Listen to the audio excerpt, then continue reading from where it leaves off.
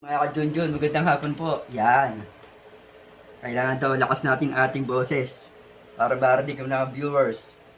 Mula ngayon, lalakas na natin ating boses. Yan. Pero pag mahina, mga ka-Junjun, saka na tayo pupunta ng mariki ng mga ka-Junjun. Yan. Kaya namin mga ka-Junjun, oh. Dapat talaga ilakas yung boses mga ka-Junjun, eh. Para marinig ng mga viewers natin. Yan mga ka-Junjun, oh. Yan. Ang kinis yata ng mukha ko mga ka-Junjun. Diba? Ayun mga ka-Junjun, oh. Ang kinis ng mukha ko, oh.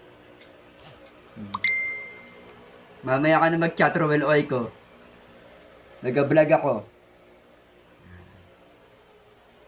Thank you po for watching.